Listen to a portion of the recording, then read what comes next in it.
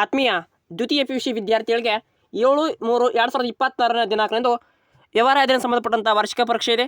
ಕನ್ನಡ ಹಾಗೂ ಇಂಗ್ಲೀಷ್ ಮೀಡಿಯಮಲ್ಲಿ 2 ಅಂಕದ ಪ್ರಶ್ನೆಗಳು ಯಾವೆಲ್ಲ ಬರ್ತವೆ ಎಂಬುದನ್ನು ಇಂದಿನ ವಿಡಿಯೋದಲ್ಲಿ ಡಿಸ್ಕಸ್ ಮಾಡೋಣ. ಸೊ ವಿಡಿಯೋ ತುಂಬಾ ಇಂಟ್ರೆಸ್ಟಿಂಗ್ ಆಗಿರುತ್ತೆ. ವಿಡಿಯೋನ ಎಲ್ಲಿ ಕೂಡ ಸ್ಕಿಪ್ ಮಾಡಿದೆ. ಸೊ ಕೊಂಚವರು ನೋಡಿ ವಿಡಿಯೋನ ಕಮೆಂಟ್ ಬಾಕ್ಸ್ನಲ್ಲಿ ಬಂದು ಕಮೆಂಟ್ ಮಾಡಿ. ಸೊ ವಿಡಿಯೋ ಹೇಗೆ ಅಂತಂದು ಹಾಗೆ ಇಂದಿನ ಇವತ್ತು ಹಿಸ್ಟ್ರಿ ಮುಗೀತು. ಹಿಸ್ಟ್ರಿಗೆ ಸಂಬಂಧಪಟ್ಟಂಥ ಕೀ ಆನ್ಸರ್ನ ಮಾಡಲಾಗಿದೆ. ಎಲ್ಲ ವಿದ್ಯಾರ್ಥಿಗಳು ನೋಡ್ಕೋಬೇಕು. ಸೊ ಆಫೀಸಲ್ಲಾಗಿ ಸರ್ಕಾರದವರು ಇನ್ನು 3 ದಿನಗಳಲ್ಲಿ ಕನ್ನಡ ಆನ್ಸರ್ಗಳನ್ನು ಆಫೀಸಲ್ಲಾಗಿ ಅವರ ವೆಬ್ಸೈಟ್ ಮೂಲಕ ಪ್ರಸ್ತುತಪಡಿಸ್ತಾರೆ. ಸೊ ಅಲ್ಲಿವರೆಗೆ ನಿಮಗೆ ಆಫೀಸಲ್ಲಾಗಿ ಕೊಟ್ಟಿರುವಂಥ ಉತ್ತರಗಳನ್ನು ನೋಡ್ಕೋಬೋದು. ಸೊ ನಾವಿಗೆ ವ್ಯವಹಾರ ಅಧ್ಯಯನ ಸಂಬಂಧಪಟ್ಟಂಥ 2 ಅಂಕದ ಪ್ರಶ್ನೆನ ಇಲ್ಲಿ ನೋಡೋಣ. 1ನೇ ಪ್ರಶ್ನೆ ಗ್ಯಾಂಗ್ ಪ್ಲ್ಯಾಂಗ್ ಎಂದರೆ ಎನ್ನುವಂಥ ಪ್ರಶ್ನೆ ಇರುತ್ತೆ. ಅಲ್ಲಿ ಒಂದು ಸಂಸ್ಥೆ ಮೇಲಧಿಕಾರಿಯಿಂದ ನಿಯಮವನ್ನು ಉಲ್ಲಂಘಿಸಿ ತುರ್ತು ಸಂದರ್ಭದಲ್ಲಿ ನೀರಸವನ್ನು ನಡೆಸುತ್ತಾರೆ ಹಾಗೂ ಸಮಯ ವಿಳಂಬವಿಲ್ಲದೆ ಸರಪಳಿಯನ್ನು ಬಳಸ್ಕೊಳ್ತಾರೆ. ಅದಕ್ಕೆ ಗ್ಯಾಂಗ್ ಪ್ಲ್ಯಾಂಗ್ ಅಂತ ಕರಿತೀವಿ ನಾವು. ಇನ್ನು 2ನೇ ಪ್ರಶ್ನೆ ಶ್ರೇಣೀಕೃತ ಸರಪಳಿ ಎಂದರೇನು? ವೆರಿ ಇಂಪಾರ್ಟೆಂಟ್ ಇರುತ್ತೆ. ಒಂದು ಸಂಸ್ಥೆ ಹಾಗೂ ಅಧಿಕಾರಿಗಳಿಂದ ಅತ್ಯುನ್ನತ ಶ್ರೇಣಿಯಿಂದ ಅತ್ಯಂತ ಕೆಳವರ್ಗವರೆಗಿನ ಅಧಿಕಾರಿಗೆ ಅಧಿಕಾರ ಕೊಡುವುದು. ಓಕೆ, ಇನ್ನು ಅಧಿಕಾರ ಎಂದರೇನು? ಒಂದು ಸಂಸ್ಥೆಗಳಿಗೆ ಆಜ್ಞೆ ನೀಡುವ ಹಕ್ಕಾಗಿದೆ ಮತ್ತು ಸ್ಥಾನ ವ್ಯಾಪ್ತಿಯಲ್ಲಿ ಕೈಗೊಳ್ಳುವ ಒಂದು ಹಕ್ಕು. ಇನ್ನು ಪ್ರೇರೇಪಣೆ ಎಂದರೇನು? ಒಂದು ಜನರು ಅಪೇಕ್ಷಿತ ಗುರಿಗಳನ್ನು ಸಾಧಿಸಲು ಜನರಿಗೆ ಹುರಿದುಂಬಿಸುವ ಪ್ರಕ್ರಿಯೆ ಆಗಿದೆ ಅಂತ ಕರಿತೀವಿ ನಾವು. ಇನ್ನು 5ನೇ ಪ್ರಶ್ನೆ ಪ್ರೇರಕ ಎಂದರೇನು? ಒಂದು ಸಂಸ್ಥೆಯ ಜನರಿಗೆ ಉತ್ತೇಜನ ನೀಡುವ ತಂತ್ರವಾಗಿದೆ ಅಂತ ಹೇಳ್ತೀವಿ. ಸಮನ್ವಯತೆ ಎಂದರೇನು? ತಂಡದ ವಿವಿಧ ಸದಸ್ಯರಿಗೆ ಸೂಕ್ತ ಕಾರ್ಯವನ್ನು ಹಂಚಿಕೊಳ್ಳುವುದು, ಪರಸ್ಪರ ಹೊಂದಾಣಿಕೆ ಆಗುವುದು, ನೋಡಿಕೊಳ್ಳುವುದು ಮತ್ತು ಸರಿಯಾಗಿ ಇಟ್ಟುಕೊಳ್ಳುವುದು ಆಗಿರುತ್ತೆ. ಇನ್ನು ಸಂಘಟಿಸುವಿಕೆ ಎಂದರೇನು? ಒಂದು ಸಂಸ್ಥೆಯಲ್ಲಿ ಕಾರ್ಯವನ್ನು ಗುರುತಿಸಿ ಮತ್ತು ವ್ಯಾಖ್ಯಾನಿಸಿ ಮತ್ತು ಗುಂಪನ್ನು ಒಗ್ಗೂಡಿಸಿ ಅವುಗಳ ಮೂಲಕ ಅಧಿಕಾರ ಸ್ಥಾಪನೆ ಮಾಡೋದಾಗಿದೆ ಅಂತ ಹೇಳಬೇಕಾಗುತ್ತೆ. ಇನ್ನು ಏಕರೂಪ ನಿರ್ದೇಶನ ಅರ್ಥವನ್ನು ತಿಳಿಸಿ.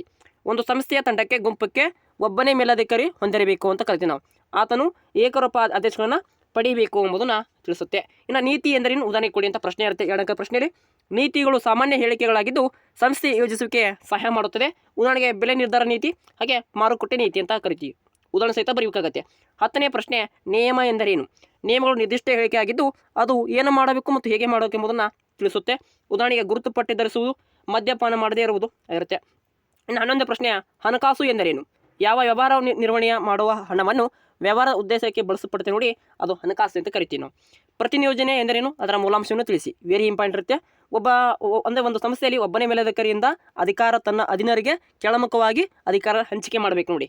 ಅಲ್ಲಿ ಉದಾಹರಣೆಗೆ ಮೂಲಾಂಶ ಅಂದರೆ ಅಧಿಕಾರ, ಉತ್ತರದಾಯಿತ್ವ, ಜವಾಬ್ದಾರಿ ಆಗಿರ್ತವೆ. ಇನ್ನು ಯೋಜಿಸುವಿಕೆ ಎಂದರೇನು? ಏನು ಮಾಡಬೇಕು ಮತ್ತು ಹೇಗೆ ಮಾಡಬೇಕು ಎಂಬುದನ್ನು ತಿಳಿಸುತ್ತೆ.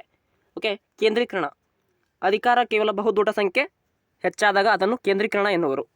ಓಕೆ, ಇನ್ನು 15ನೇ ಪ್ರಶ್ನೆ ಮುದ್ರಣೆ ಹಾಕುವಿಕೆ ಎಂದರೇನು? ಒಬ್ಬ ಮಾರಾಟಗಾರನು ತನ್ನ ವಸ್ತುವಿಗೆ ಹೆಸರು ಅಥವಾ ವಿಳಾಸ, ಚಿಹ್ನೆ ಅಥವಾ ಗುರುತನ್ನು ಹೇಳೋದಕ್ಕೆ ನಾವು ಮುದ್ರಣೆ ಅಂತ ಕರಿತೀವಿ. ಇನ್ನು 16ನೇ ಪ್ರಶ್ನೆ ಸಂವಹನ ಎಂದರೇನು?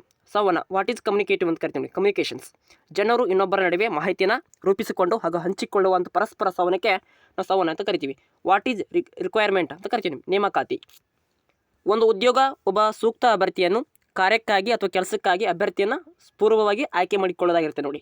ಇನ್ನು ಆಯ್ಕೆ ಎಂದರೇನು? ಒಂದು ನಿರ್ದಿಷ್ಟ ಕೆಲಸ ಅಥವಾ ಕಾರ್ಯಕ್ಕಾಗಿ ಸೂಕ್ತ ಅಭ್ಯರ್ಥಿಯನ್ನು ತರಬೇತಿ ಪಡೆದಂಥ ಪರಿಣಿತನನ್ನು ಸಂಭಾವನೆಯಾಗಿ ಆಯ್ದುಕೊಳ್ಳೋ ಪ್ರಕ್ರಿಯೆ. ಇಷ್ಟು ನೋಡ್ಕೊಳ್ಳಿ. ಇನ್ನೂ ಹಲವಾರು ಪ್ರಶ್ನೆನ ನಾಳೆ ದಿನಗಳಲ್ಲಿ ಅಪ್ಲೋಡ್ ಮಾಡಲಾಗುತ್ತೆ. ಇನ್ನೂ 2 ಪ್ರಶ್ನೆ ಹೆಚ್ಚಾಗಿವೆ. ಸೊ ಅಲ್ಲಿ ಮಾಡಲ್ ಕ್ವೆಶ್ಚನ್ ಪೇಪರಲ್ಲಿ ಕೂಡ ಅವುಗಳು ಕ್ಲಿಕ್ ಮಾಡ್ಕೊಳ್ಳಿ. ಸೊ ಕ್ಲಿಕ್ಕಾಗಿ ಈ ವಿಡಿಯೋ ತುಂಬಾ ಇಂಟ್ರೆಸ್ಟ್ ಆಗಿತ್ತು. ಸೊ ಮುಂದಿನ ದಿನಗಳಲ್ಲಿ ಇನ್ನೊಂದು ಉತ್ತರ ಪತ್ರಿಕೆಯೊಂದಿಗೆ ವಿಡಿಯೋನ ಮಾಡಿದ್ವಿ. ಹಾಗೆ 7:30ಕ್ಕೆ ನೀವು ಸರಿಯಾಗಿ ಲೈವ್ ಕ್ಲಾಸ್ಗೆ ನೋಡೋಣ. ಸೊ ಅಲ್ಲಿಯೂ ಕೂಡ ವಿದ್ಯಾರ್ಥಿಗಳು ಹೆಚ್ಚಿನ ಜನರಲ್ಲಿ ಜಾಯ್ನ್ ಆಗುವ ಮೂಲಕ ನಿಮಗೂ ಕೂಡ ತುಂಬಾ ಹೆಲ್ಪ್ ಆಗುತ್ತೆ. Thank you for watching. Have a nice day.